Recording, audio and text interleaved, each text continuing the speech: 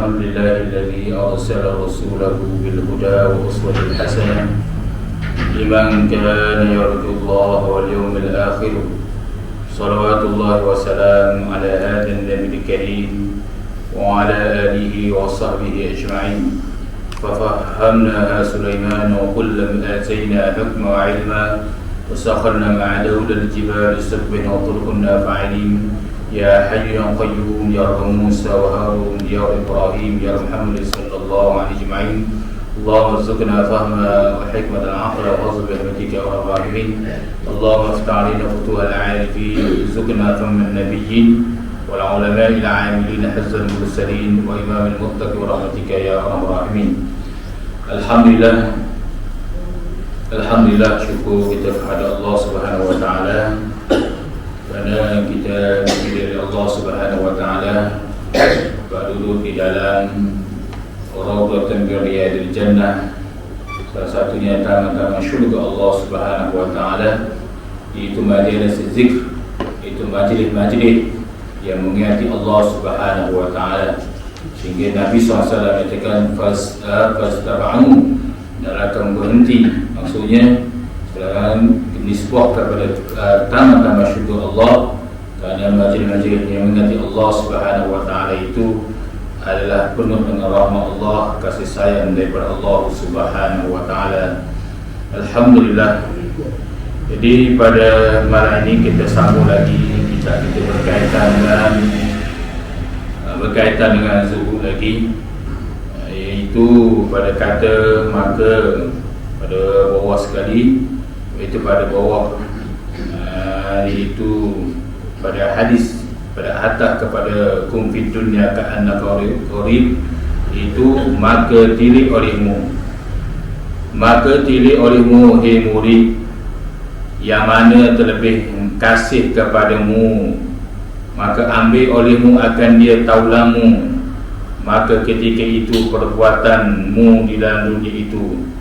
Jadi kata musannif rahimahullah ta'ala, pengarang kitab kita ini, seorang ulama Aceh yang mana dia ulama Syekh Muttalib Al-Hashid, dia menyatakan bahawasanya setelah dia menyatakan Rasulullah SAW menyatakan bila pergi ke kubur, tiga perkara yang akan mengikuti seseorang, iaitu sesuatu yang mengikuti seseorang itu keluarga, begitu juga amal, begitu juga harta.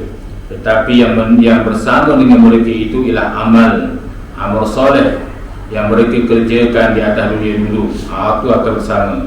Maka kata musannif, maka tilik olehmu hai murid, yakni orang-orang yang nak menjalan hati kepada Allah, yang telah selalu disebut murid di sini sama seperti lafaz salib, yakni orang-orang yang nak menjalan hati kepada Allah, orang-orang yang sentiasa memburu keridaan Allah, orang-orang yang mengetahui kesudahannya, mereka akan bertemu dengan Allah Subhanahu wa taala hal keadaan dikasih oleh Allah, maknanya Allah Ta'ala kasih orang yang murid ni apa yang perlu dia buat, dan berpandukan kepada tiga perkara akan mengikuti seseorang itu ke kubur.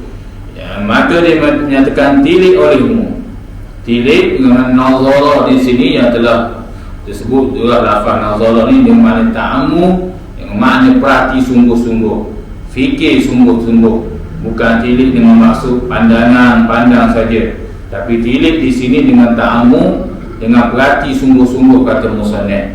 Apa perlu dia perhati, apa perlu dia fikir, itu yang mana yang terlebih kasih kepadamu, fikir hak mana yang terlebih kamu kasih, maka ambil olehmu akan dia akan taulamu.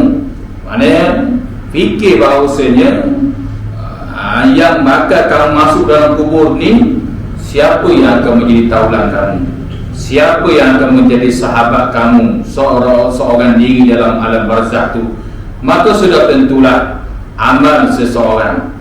Maka dia menyatakan ambil olehmu akan dia akan taulamu itu, maka ketika itu perbuatlah olehmu di dalam dunia itu. Bila kamu nak mengambil amal soleh itu sebagai taulan sahabat di dalam alam barzakh suatu hari nanti, maka kedudukan kamu di dalam dunia ini macam mana? Maka ketika itu perbuat olehmu di dalam dunia itu seperti kata Nabi sallallahu alaihi wasallam. Apa Nabi sebut? Nabi SAW bersabda, kun fid dunya ka'annaka gharib. Tu ataupun wa fi riwayatin, dan panjang ada sambungan lagi hadis ini, au asabi au abiri sabil. Tu kata Nabi SAW, jadi olehmu akan dirimu di dalam dunia itu seolah-olah engkau itu orang yang berdagang, orang yang asing. Dagang gharib, orang yang asing, maknanya orang yang tidak tinggal pada negeri itu. Dia mari cuti-cuti sekolah, melacung, mari Terengganu, maka dia tidak akan kekal lama. Dia akan cuti sempena cuti sekolah ke, cuti tahun baru Cina ke, cuti hari raya Aidil Adha, Idul Fitrah ke dan sebagainya. Maka sudah tentulah dia maknanya dia akan balik-balik. Maka begitulah kata Rasulullah SAW. Maka kata musannif berpandukan kepada hadis Nabi sallallahu alaihi wasallam itu, Nabi menyatakan hiduplah kamu, kun fid dunya, kun ay hayat, yakni jadikanlah diri kamu, yakni jadikanlah kehidupan kamu di dunia itu seolah-olah kamu akan orang yang berdagang, ataupun dalam riwayat lain kata ataupun seolah-olah atau seperti kamu orang yang musafir. Maka orang dagang itu tiada hirau akan tempat yang baik, tiada mengambil berkat ia melainkan sekadar memadai tatkala berdagangnya. Jadi kata musannif, orang yang berdagang ni, orang yang orang panggil dia melancong, negeri-negeri ni, dia pergi tempat, sesuatu tempat tu, dia nak balik tak boleh. Dia nak balik sangat. Contoh dia ada seorang Allah tu, dia daripada itu daripada Negeri Sembilan. Dia kata comel tu. Dia comel jambatan tu belakang tu, jambatan beri tu. Wasa saya wasa nak duduk sini, nak balik wasa Negeri Sembilan. Nak balik ke Negeri Sembilan tu dia kata. Jadi tapi Allah dia kata tu. Jadi itulah suatu gambaran bahawasanya orang yang digambar Rasulullah SAW, orang asing, orang yang dagang ni, orang yang asing, dia pergi suatu tempat tu, dah kira lah sama ada dalam Malaysia ke, Pulau Eropah dan sebagainya ke, dia melancong di mana-mana, dia nak balik tak boleh. Dia tengok comel Allah, rasa nak balik kampung rasa, tapi tak boleh. Terpaksa tinggal juga. Dia tinggal juga tempat dia tu, suasana dia, tempat dia, panggil melancong ni, indah sungguh suasana, bukit bukau, sungai yang mengalir, comel kawasan tu, hak jadi melancong tu. Tapi ada dia boleh nak bawa balik, maka sudah tentulah gambaran yang disebut oleh musannif. Begitulah gambarannya orang yang kamu jadikan di atas dunia ini ialah seperti orang yang dagang. Dia jangan bukan dia ambil kehidupan dunia, bukan dia nak ambil perhiasan dunia, zinah ataupun zuhratid dunia, kemewahan dunia itu. Tetapi jangan jadikan kehidupan dunia itu seolah-olah melalaikan diri seseorang itu daripada Allah Subhanahu Wa Taala. Maka gambaran musannif menyatakan seperti orang yang dagang. Orang yang dagang ni, dia tengok suasana comel, sesuatu tempat, dia nak balik tak boleh, tak boleh. Maka begitulah gambaran juga orang-orang yang terpedaya dengan kehidupan dunia, lalai diri daripada mengingati Allah Subhanahu Wa Taala. Dia nak balik, tidak akan balik di alam barzakh.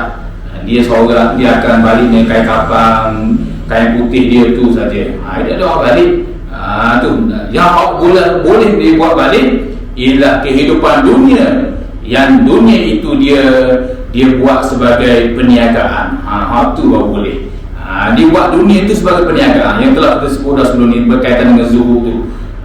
Kita ada sedikit kepada bagaimana orang soleh-soleh terdahulu, arifin terdahulu, mereka mengambil kehidupan dunia ni mereka meniaga kehidupan dunia ni. Niaga dengan siapa? Niaga dengan Allah Subhanahu Wa Taala. Dia ambil kehidupan dunia ni, dia niaga dengan Allah. Allah nak beli ke? Allah nak beli. Mana dalilnya? Inna Allah ashtara minal mu'minin. Jelas Al-Quran nyatakan, Inna Allah ashtara minal mu'minina anfusahum wa amwalahum bi anna lahumul jannah, kata Allah. Inna Allah, bahasa Arab panggil inna, tahu si inna. Allah ismun nazam asad. Lafaz Allah tu ismun nazam asad.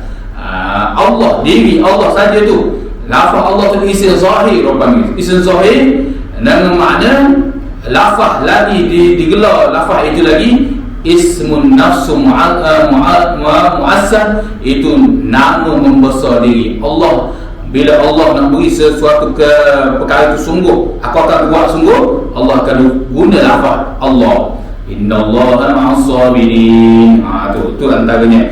Jadi sebab itulah bila berkaitan dengan itu kehidupan dunia ini yang disebut oleh musannif rahimahullahu taala, Allah Subhanahu Wa Taala akan membeli diri orang beriman.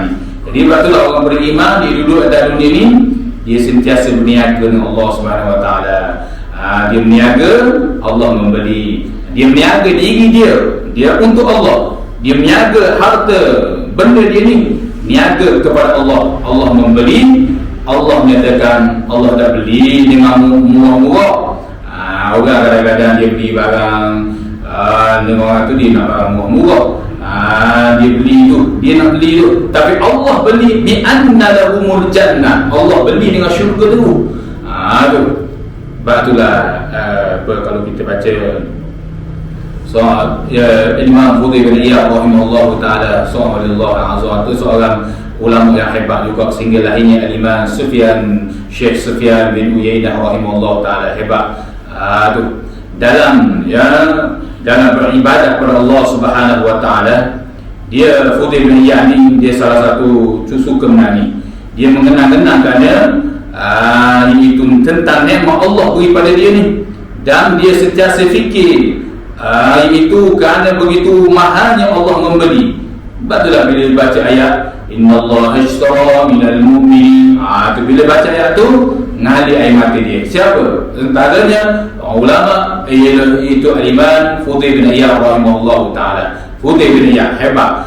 Dia menang kerana dia menyatakan Allah membeli manusia itu dengan syurga. Inna Allah ashtara, sesungguhnya Allah membeli orang-orang yang beriman itu harta diri mereka dan harta benda mereka itu dengan bahawasanya dibeli itu dan dengan syurga Allah Subhanahu Wa Taala. Sebab itulah Nabi SAW menyatakan dalam hadis yang lain, sebuah asal, bila kamu duduk di atas dunia ini, sentiasalah berniaga dengan Allah. Niaga dengan Allah, yakni diri kamu tu perbuatlah ibadah kepada Allah. Harta benda kamu tu jangan melalaikan diri kamu kepada Allah, kerana Allah sedia memberi penegasan bahawasanya akan memberi amal soleh seseorang tu dengan Allah memberi syurga kepada mereka. Tapi kalau mutamu juga dengan Allah sedia nak membeli, Allah jelas untuk membeli, tak apa, Allah tak kata wa ba'udzubillah, seperti mana Allah menyatakan Allah Subhanahu Wa Taala boleh ganti kaum lain. Mutamu jual dengan Allah, sedangkan Allah nak beli syurga, nak beri syurga kepada kamu ni, mutamu tak apa, Allah tak kata. Contohnya kita orang misal mudah lah, bahasa mudah kita orang misal sabu ni misal kata tangguh beriman pada Allah, tangguh berpegang betul dengan syariat Allah ni. Sabu ada Allah sabu misal kata, nama dia sabu. Bila sabu ni dia tangguh ikut peraturan Allah, perintah Allah, syariat Allah, tak apa. Allah Ta'ala kata aku boleh yubalihim, aku boleh biarkan kamu ataupun mematikan kamu. Dalam hadis yang lain Nabi SAW menyatakan, tapi Allah boleh ganti kamu lain. Allah boleh ganti iaitu Khalid. Misalnya Khalid itu boleh beribadah pada Allah, boleh berjual beli dengan Allah, meniaga dengan Allah dengan harta benda mereka ni. Maka bahkan Allah membuat dia lebih baik lagi. Ketika itu sabu jadi apa? Yubalihim. Sabu jadi apa? Adapun Allah mematikan sabu itu sendiri. Itu batulah. Kena ingat bahawasanya Allah ni istighna 'anil nas. Allah ni terkaya daripada manusia. Hak manusia ni tak kira siapa saja, hatta raja, pemimpin, tak kira siapa saja, iftira' 'ala Allah, sentiasa berhajat pada Allah. Tu sentiasa berhajat pada Allah. Allah ni istighna 'anil nas, terkaya pada manusia. Tapi kalau manusia, khususnya orang-orang beriman pada Allah, mengharap daripada Allah, sentiasa nak cari keadaan Allah Subhanahu wa taala, maka Allah Subhanahu wa taala sangat kasih sehingga Allah nak memberi syurga. Patutlah Nabi SAW menyatakan, hiduplah kamu di dunia ini ka'annaka gharib, iaitu seperti orang dagang. Maknanya akan balik. Kamu balik pun akan kena balik. Dulu berdiam saja. Tak kira sakit ke, muda ke, tua ke, kamu balik terpaksa. Siapa saja akan balik, akan bertemu dengan Allah Subhanahu wa taala. Maka ketika itulah yang bersama dengan mereka itu aman. Itu masuk disebut oleh musannif rahimahullahu taala.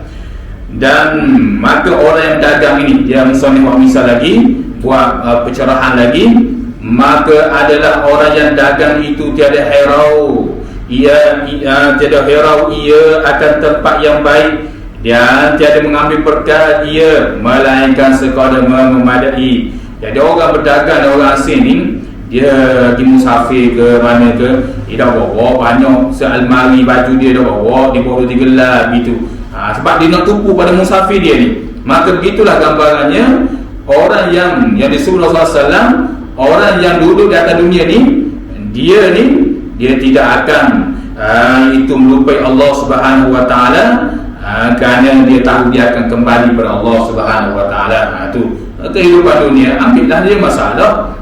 Macam mana pun kehidupan dunia, tapi hak Allah melalui Nabi SAW ialah iaitu jangan melupai Allah Subhanahu wa taala. Itu di antaranya Nabi Sulaiman, apa lagi, Utsman bin Affan, Talha bin Ubaidillah, banyak lagi, dia lagi Jabir bin Abdullah, sahabat-sahabat yang hebat-hebat. Tu mereka kehidupan dunia yang ada mereka itu, tapi mereka tidak sesekali meninggal Allah Subhanahu wa taala, kerana mereka tahu mereka ni panggil mereka ni sebagai hamba Allah. Kalau mereka lupa Allah, mereka ni bukan hamba Allah.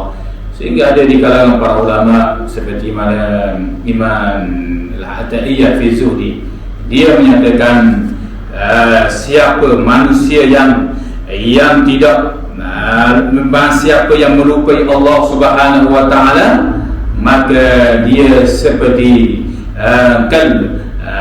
dia seperti anjing. Na'udzubillah. Ini kata-kata dia tu tajam, tapi memberi makna yang besar. Kan siapa yang melupai Allah, dia ini lebih teruk, ataupun dia lebih teruk daripada anjing. Dia lebih teruk daripada anjing. Maka para ulama, maka orang bertanya kenapa begitu? Kerana anjing, kata Imam Ta'iyah fi Zuhdi, anjing ni dia tidak akan lupa ke tuan dia. Dia tak akan lupa tuan dia. Kalau tuan dia bagi makan, ni pada wali lah, tuan dia bagi makan pada dia, jaga dia tak akan khianat. Tu hak ni Allah beri makan hari, nikmat macam-macam nikmat dunia Allah beri, dia lupa Allah. Itu maksud kata Imam At-Tahiyyah fi Zuhdi. Orang yang lupa pada Allah ni, dengan kehidupan dunia ni, siapa yang melalaikan daripada Allah, dia lebih teruk daripada anjing. Kerana anjing tak buat begitu. Anjing bila tuan dia bagi makan, tuan dia bagi dedok ke apa lagi makanan dia suka tu, anjing tidak akan lupa tuan dia tidak akan gigit tuan dia akan ikut tuan dia. Itu maka manusia yang Allah memberi berbagai-bagai nikmat itu, nikmat ini berbagai-bagai, daripada kecil sampailah sehingga hari kematian Allah beri nikmat semua boleh sampailah ke dia ketua ni. Maka dia ni lupa Allah Subhanahu wa taala, dia lebih teruk daripada anjing. Itu antaranya disebut oleh kata para ulama. Itu kata-kata dia tu tajam tapi memberi makna yang besar. Apa lagi? Contohnya kita Fathul Rabbani Imam Syekh Qadir Jalali rahimahullah taala, dia kata iaitu celakanya orang-orang yang diberi kehidupan dunia kepadanya tetapi dia sentiasa buat maksiat pada Allah. Sungguh celaka. Tu kau tengok itu orang celaka itu. Tapi kata-kata wali Allah memberi maksud bahawasanya memanglah hakikatnya seseorang itu adalah seorang yang celaka, yang mana Allah beri nikmat pada dia tapi dia sentiasa buat maksiat pada Allah Subhanahu wa taala. Itu di antaranya qala musannif rahimahullahu taala. Seperti demikian lain daripadanya. Jadi banyak lagi hadis Nabi SAW yang mencerita berkaitan dengan dunia ini. Dan kata Abu Hurairah radhiyallahu anhu, sebenarnya aku lihat ashabus suffah 70 mereka itu, tiada aku lihat akan seorang jua pun iaitu mereka ini berpegang melainkan ada padanya selendang atau baju ataupun baju kasar. Sebenarnya telah mengikut mereka itu akan dia padanya berrokok. Nombor satu qaulul musannaf, rokok itu leher mereka itu. Jadi rokok maksudnya leher pada pakaian mereka. Jadi kata Abu Hurairah radhiyallahu anhu, pada saat aku tengok suatu hari, iaitu di Masjid Nabi di Madinah tu dulu ada kemah kecil-kecil, panggil kalau kita ada pondok kecil-kecil, tu pondok kecil-kecil tepi Masjid Nabi. Siapa yang duduk situ? Iaitu ashabus suffah. Ashabus suffah, mereka ini di kalangan orang-orang yang susah. Mereka ini, mereka mari daripada penjuru mana, Ansar mari, golongan mari, dia berkapung di situ. Sebab apa? Salah satunya dia takut, salah satu kata riwayat yang lain, dia takut terlepas daripada sabdaan Nabi, iaitu hadis Nabi sallallahu alaihi wasallam. Tu bila Rasulullah sallallahu mari sembahyang subuh, Rasulullah akan melihat mereka itu iaitu sembahyang. Mereka ni sembahyang apakah sembahyang sunnah tu. Sehingga dalam satu riwayat lain diriwayatkan bahawasanya pernah suatu hari yang selalu kita dengar hadis Nabi sallallahu alaihi wasallam, Rasulullah ala qabrin, bukan kubur ini, waktu kecil dan namimah, waktu Rasulullah dengar teriakan tu, iaitu orang yang kecil tak betul dengan namimah, fitnah tu. Hak ni suatu hari Rasulullah lalu suatu kubur. Rasulullah tanya, man hadha sahibul kubur, siapa ini kubur ni, tuan kubur ni siapa? Sahabat kata fulanun wa fulanun, si fulan sekian gini. Maka Rasulullah kata raka'ataini ahabbu ila Allah min baqiyatid dunya. Kata Rasulullah, 2 rakaat yang disembahyangkan oleh ni pemilik kubur ini lebih baik daripada barang yang berada dunia dan segala isinya. Itu yang antaranya. Jadi antaranya para pengkaji hadis Nabi ataupun sirah yang nakal daripada itu Asam Basri rahimahullah taala yang berguru dengan Abdullah bin Abbas. Dia Asam Basri salah guru anak murid kepada Abdullah bin Abbas, sebab dia menuntut ilmu lama dengan Abdullah bin Abbas, iaitu Asam Basri rahimahullah taala. Dia menyatakan bahawasanya salah satu kubur itu disebut oleh suatu banyak sebuah asar iaitu iaitu salah seorang tu ialah ashabus suffah. Tu puak suffah ni, puak yang sentiasa duduk dekat Masjid Nabi ni. Tu mereka ni, kerana mereka ni cinta pada Rasulullah sallallahu alaihi wasallam. Tu bukan mereka tak ambil kehidupan dunia, mereka ambil kehidupan dunia. Macam kita tengok Abu Darda yang kita telah cerita sebelumnya. Abu Darda sebelum dia masuk Islam. Dia antara golongan Ansar, golongan Khazraj ini golongan yang lewat sekali masuk Islam, terakhir masuk Islam. Setelah didakwah oleh Abdullah bin Rawahah, begitu juga Muhammad bin Maslamah tu, lalu dia mari ketemu Rasulullah. Dia kata, ya Rasulullah, aslimni ya Rasulullah, Islamkan aku. Bila dia sudah masuk Islam, tu dia Sayyidina Umar bin Khattab nak latih dia jadi gubernur di Syam, Palestin, Mesir, Palestin, Jordan, Lebanon, Syria, daerah Syam tu. Bila begitu dia tahu, dia bila dah kena Islam, tahu kehidupan dunia sebenar, berubah ketara kehidupan dia. Dia dulu usahawan berjaya, memang dia orang cerdik. Abu Darda ni dikatakan hakimul ummah, hakim berummah, sehingga cerdik tak cerdik dia, Rasulullah suruh dia kumpul Al-Quran ni. Salah satu yang nulis kumpul Al-Quran ni kalau para sahabat ialah Abu Darda radhiyallahu an, Muaz bin Jabal, Zaid bin Sabit, Muhammad bin Zaid. Itu dari antara Abu Darda ni, dia orang yang cerdik sungguh, orang bijak. Kalau bab bisnes, serah ke dia lah. Bab perniagaan, bab nak fikir keuangan ekonomi ni, serah pada dia. Tu mana nak latih dia jadi menteri keuangan, ketika itu latih dia lah.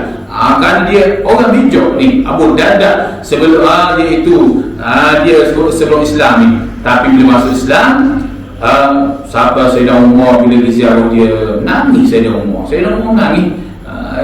Ni ada disebutlah cerita kita Ittiba'us Sunnah, dalam kitab lain lagi, banyak lagi. Sahabat Sayyidina Umar nangis. Wahai Sayyidina Umar kata kepada Abu Darda, wahai Abu Darda, Islam tak suruh selama ni sampai hidup susah sampai hak ni. Islam tak suruh, Islam suruh ambillah, maknanya nak ambil dunia banyak mana pula je masalah, tapi iaitu jangan hati itu lalai daripada Allah, melupai Allah SWT. Maka kata Abu Darda, ya wahai Sayyidina Umar, betul aku mengetahui, aku tahu bahawasanya itu aku tahu kehidupan dunia memang betul, bukan cara ni, tapi aku nak fokus kepada ibadah. Aku bimbang, takut aku ambil dengan kemewahan dunia ini menyebabkan aku lupa kepada Allah Subhanahu Wa Taala. Itu keadaannya, keadaan Abu Darda. Ada di kalangan para sahabat, seperti Sayyidina Osman, banyak lagi sahabat-sahabat yang lain yang hebat-hebat nisbah dunia dia, tapi mereka tidak lupa kepada Allah Subhanahu Wa Taala. Jadi Abu Darda radhiyallahu anhu, mereka ini mengambil dunia, mereka berjaga-jaga, mereka jaga. Itu Abu Darda. Abu Zar begitu juga. Abu Zar siapa jawatan tak ambil. Sebab apa? Takut ada syubhat pada jawatan itu sendiri. Itu sahabat hak tu para sahabat. Tu sahabat, tu mana itu sahabat, maknanya jauh. Maka para ulama menyatakan, kita walaupun sendiri di kalangan sahabat, mereka bertemu dengan Nabi SAW, diakui oleh Nabi SAW mereka itu sahabat, maka sebagai contoh tauladan, maka kita boleh ikut di kalangan para sahabat. Ni ikut lagi, siapa lagi? Mereka itu dijamin syurga, ada di kalangan mereka dijamin syurga, ada mereka itu dan dipelihara oleh Allah Subhanahu Wa Taala. Bahkan mereka itu selalu didoa di kalangan para malaikat, sentiasa dipuji oleh Rasulullah SAW. Maka sudah tentulah sahabat Nabi SAW, mereka ambil dunia, mereka tidak melupai Allah Subhanahu Wa Taala. Antaranya puak sufah ni, puak memang puak yang susah ni. Puak sufah ni ada 70 riwayat menyatakan 70 mereka itu duduk sekeliling masjid Nabi. Mana dia tak pernah lepas. Bila Nabi pernah satu hari kalau Nabi dah mari, dia risau lalu. Maknanya cinta kepada Rasulullah begitu tinggi. Itu antaranya puak sufah, itu di antaranya. Jadi antara begitu juga berkaitan dengan sembahyang tarawih, begitu juga sembahyang tarawih. Jadi antara Rasulullah buat 8 kadang. Rasulullah boleh buat ada perkara sunat. Rasulullah kata aku melazimi sembahyang sunat, tapi aku bimbang mereka ni di kalangan para sahabatku takut mereka itu menjadikan wajib bagi mereka jadi musuh mereka pula. Tu di antaranya. Bukan Rasulullah Rasulullah larang buat 20 begini Rasulullah buat 8 Rasulullah begini tak ada masalah. Rasulullah sebut dalam hadis lain, man akthara fi'la akthara thawaba. Siapa yang banyak perbuatannya maka banyaklah pahalanya. Rasulullah sebut ada hadis lain. Bahkan bila didengar oleh Sahab bin Sa'id As-Sahili Al-Ansari, dengar begitu saja Rasulullah kata begitu, dia buat ibadah semua. Dia buat ibadah, banyak ibadah, buat semayam ni atau saat tu. Sehingga dia dua Sahab bin Sa'id bin As-Sahili Al-Ansari, dia dengar dua hadis Nabi SAW berkata, Rasulullah kata, man akthara fi'la akthara thawaba. Siapa yang banyak perbuatannya maka banyak pula pahalanya. Satu, dia beramal sungguh. Satu lagi, dia mendengar hadis yang selalu kita baca semua, kullu sa'ah turul umri fi ta'atillah. Bertuah sungguh orang yang panjang umurnya sentiasa dalam ketaatan kepada Allah. Sejak bila daripada itulah dia dengar, dia ibadat semua ni. Itu Sahab bin Sa'ad bin iaitu As-Sahili Al-Ansari, di golongan orang Ansar tapi suku panggil keturunan As-Sahili. Itu di antaranya. Jadi itu antara sahabat Nabi SAW. Mereka itu sentiasa menjaga dengan kehidupan dunia ini. Mereka bimbang takut mereka dilalai oleh Allah Subhanahu wa taala.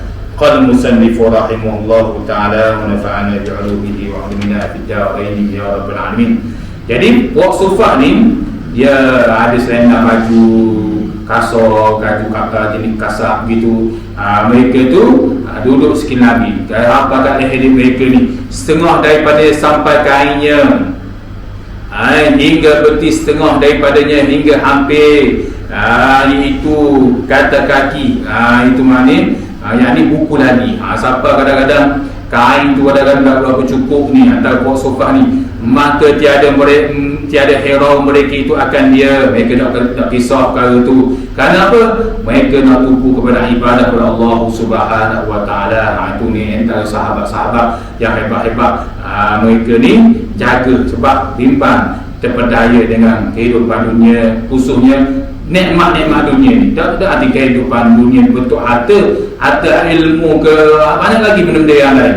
Mereka jaga ni. Ini antara sahabat Nabi SAW. Dan kata Nabi SAW, yang ini sabda Nabi SAW, berkata anak Adam, berkata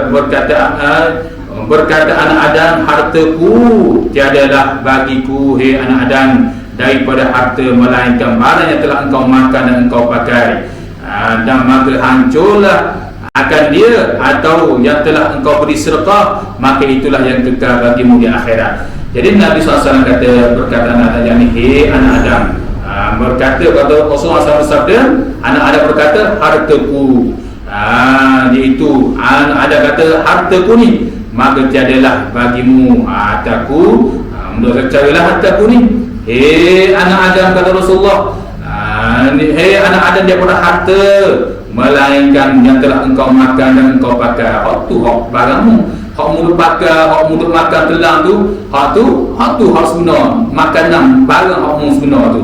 Hak mulut tak dalam peti, hak tu benda tentu lagi. Kadang-kadang bukan mu makan, orang lain makan. Hak tu maknanya bukan untuk dirimu sebenar. Tapi apabila hak mu pakai, hak mu makan, hak tu akan jadi barang milikmu sungguh. Maka engkau hancurkan akan dia. Dan yang telah engkau beri sedekah, maka iaitu yang kekal bagimu di dalam akhirat. Jadi hak yang kamu sedekah tu, dan hak yang kamu sedekah itulah dikatakan barang yang kekal di negeri akhirat, kerana kamu akan mengambil pahala hasil di sisi Allah Subhanahu wa taala. Itu yang disebut oleh Rasulullah sallallahu alaihi wasallam. Dan qala musannif rahimahullahu taala, kata Ibnu Mas'ud radhiyallahu anhu, adalah Nabi sallallahu alaihi wasallam tidur, ia Nabi pada iaitu beralas yang kasar, tadinya kasutnya yang kasar, maka berdiri ia Nabi padahal berbekah tadinya pada lambungnya Nabi. Maka kata kami, ya Rasulullah, kami bersih akan dikau tilang, kami bersihkan tilang kamu ni. Jadi saya rasa ini saya dalam tengok berkaitan hadis Nabi SAW ni, berkaitan dengan dalam kitab Hilyatul Awliya pun ada cerita berkaitan dengan Abdullah bin Mas'ud ini. Ini saya dan tengok beberapa tahqiq mana nak bagi tahu. Jadi saya kena tangguh sini dulu. Apa yang disebut oleh kata Abdullah bin Mas'ud berkaitan dengan Nabi SAW itu ni. Jadi kita akan sambung balilah. Kita akan berhenti pada kata Ibnu Mas'ud radhiyallahu anhu dan Nabi sallallahu alaihi wasallam. Jadi mudah-mudahan apa yang kita dengar pada malam ini menjadi manfaat kita semua. Mudah-mudahan Allah SWT sentiasa merahmati kita, panjang umur kita dalam ibadah dan ketaatan kepada Allah. Mudah-mudahan kita sentiasa diberkati oleh Allah Subhanahu wa taala. Jadi sekali dulu wallahu a'lam billahi syaitanir rajim. Bismillahirrahmanirrahim. Ya Rabbana lakal hamdu kama yanbaghi li jalali wajhikal azim sultanik. اللهم زينا بزينة الإيمان وجعلنا هداة مهتدين. ربنا آتنا في الدنيا حسنة وفي الآخرة حسنة وقنا عذاب النار. وصلى الله على سيدنا محمد وعلى آله وصحبه وسلم والحمد لله رب العالمين. السلام عليكم ورحمة الله تعالى